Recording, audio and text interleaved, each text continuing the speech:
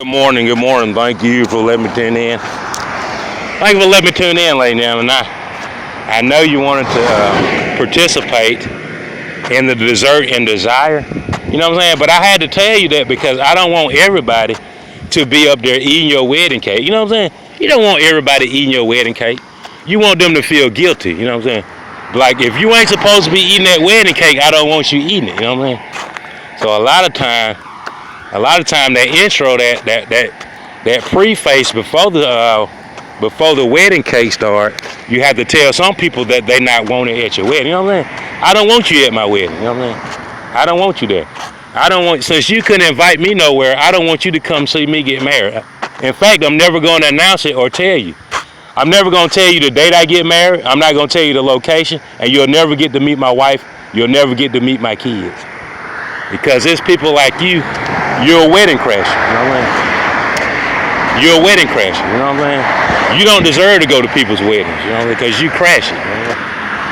It's like one of the most delicate moments they ever experience, and you up there acting like you right up out of Cedar Park. You know what I'm saying? With a goddamn eight ball of salt, goddamn 20 rocks, a bag of loud, a pistol, a stolen car. You done pull up to the wedding like that, you know, with your polo drawers showing, cussing everybody out. You know what I mean? So of course you don't want nobody like that messing up your wedding cake. Hell no. You know what I mean?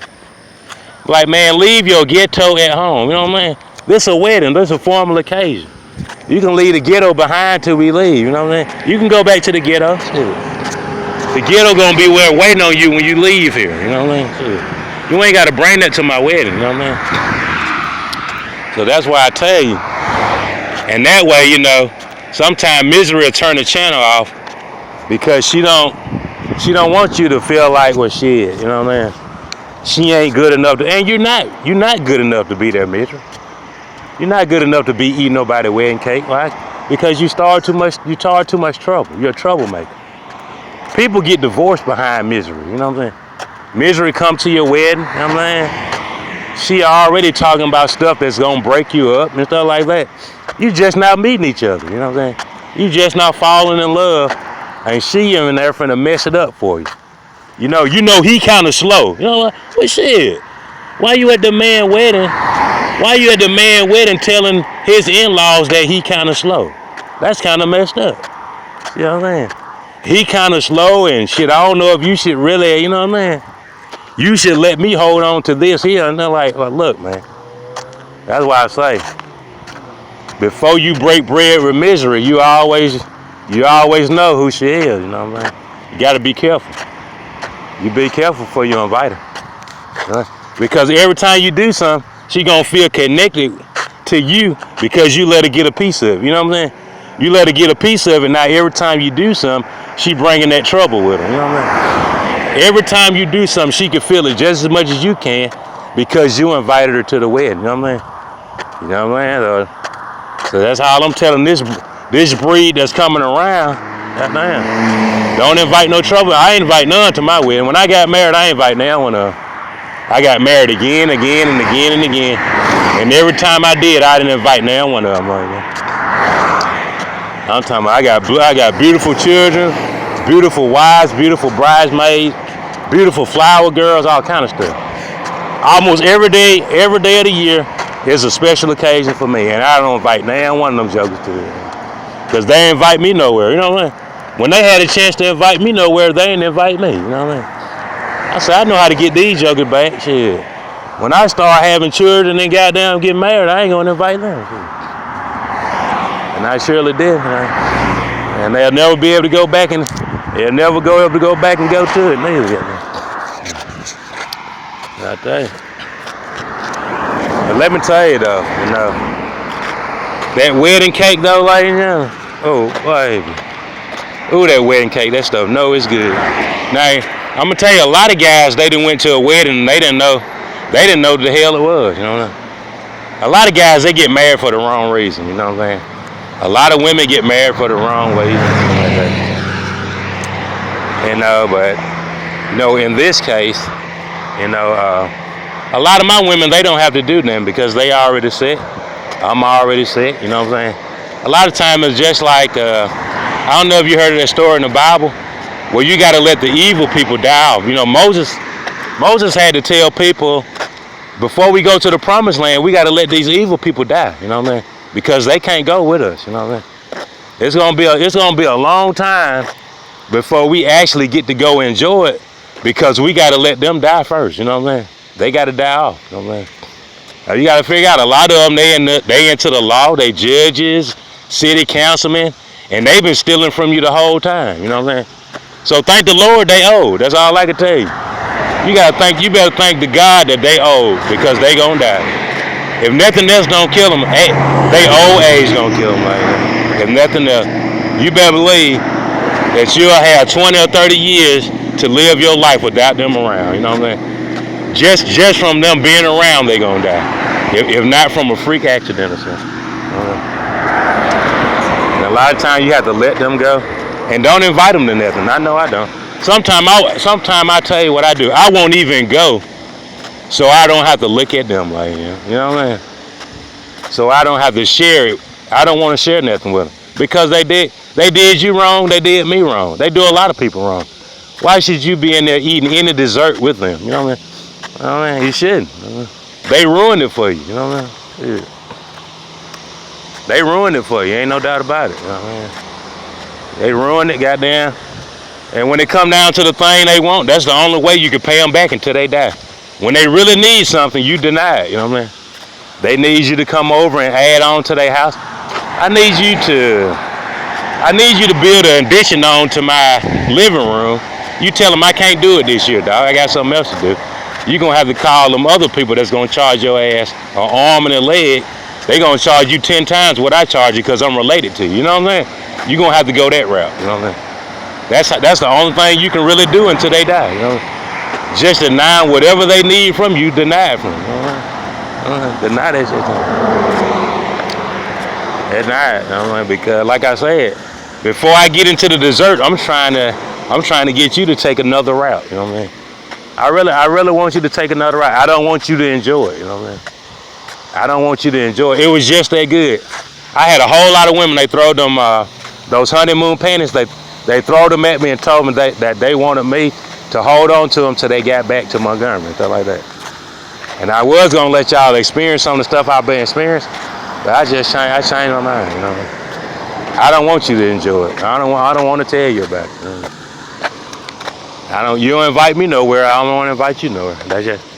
That's what made me think. It was just too many women over there. Too many women said that they loved it and they coming back and stuff. And I don't want to share none of it with you. I'm like, I tell my children, look, man, if your friends don't invite you to if they don't invite you to anything that means something, they not your friend. That's all I can tell you. You know what I'm saying? If the only place they posted up is at the bank, if they're at the bank and they're your friends only at the bank, you know what I'm saying, or only where your product at, they not your friend. And they never gonna be your friend. You know what I mean? Your friends don't never leave you out. Never. Not even one time. They don't. If they leave you out, they're gonna apologize probably that next day. Your friends don't never leave you out. You know what I mean? So that's why I can tell you. Goddamn, when you find out they ain't your friends, you stop dealing with them. Don't deal with them no more. Because it's a waste of time. You know what I mean? Can you imagine how much you could do with your time if you wasn't wasting your time with some people that's really not your friend? Man, if I could tell you how valuable 1 second is, and every day you up there traveling with somebody that don't have your best interest, they not your friend. You know what I mean? They somebody that's distracting you. I'm talking about your husband sitting there, he got to wake up and go to goddamn Hardee's and McDonald's to get something to eat. And you know how to cook, you know what I mean? You know how to cook, you know what I mean? You know how to cook, you know what I mean? And your husband waking up going somewhere else to spend money to eat. And you know what he gonna find when he go to McDonald's? A fine ass lady at the drive-thru, you know what I mean? A fine ass lady at the register, you know what I mean? And that's exactly what we don't find. Goddamn it, if she turn him on and they hook up, goddamn he deserve it.